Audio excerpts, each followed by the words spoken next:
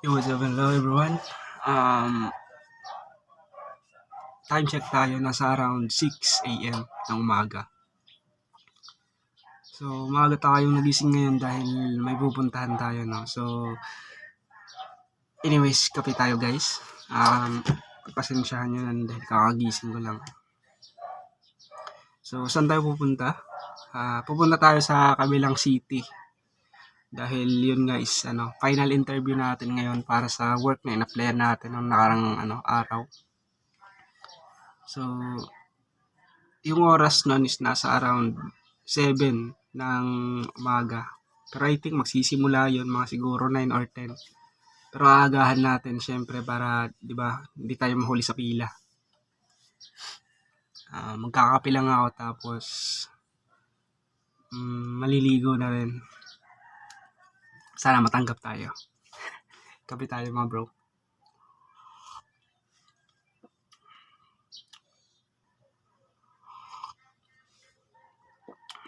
Check ko lang kung naka-open. Parang hindi naka-open eh. Ay, naka-open, naka-on.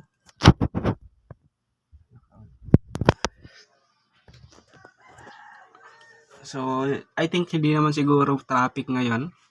Dahil, yun guys, Friday na rin naman ngayon.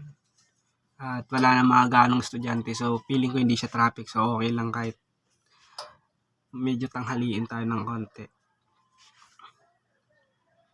Balikan ko kayo guys pag aalis na tayo or nandun na tayo. Bye-bye. Kakape lang ako. What's up everyone? So tapos na tayo mag-ready guys. Alis na tayo no. Dahil medyo magsi-7 na rin.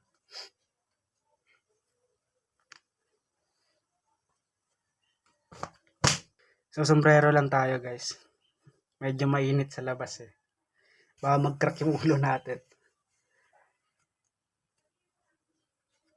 Okay. So, let's go na.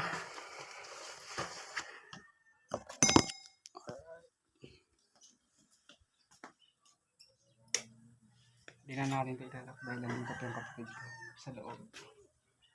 Sasala lang natin.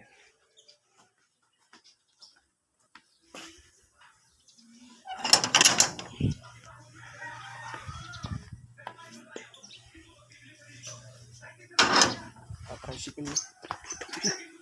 Buti may sombrero tayo. Tricycle din tayo mga bro. May na tayo mag-sombrero.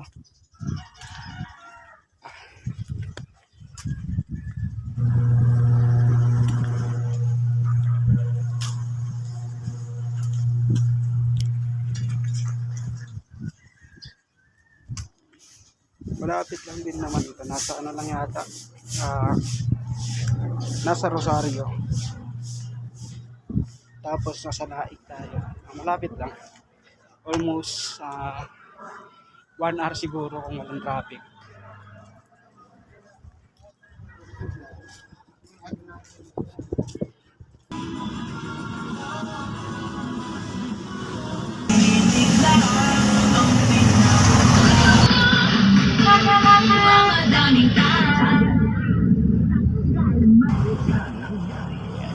Bahay sa alcohol seguro.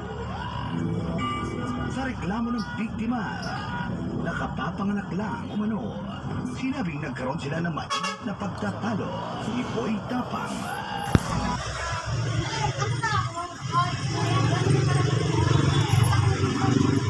So, parado tayo guys sa final interview. At nag-aantay na lang tayo ng medical. Nakapasa tayo sa interview. So ngayon nag-aantay na lang para sa orientation.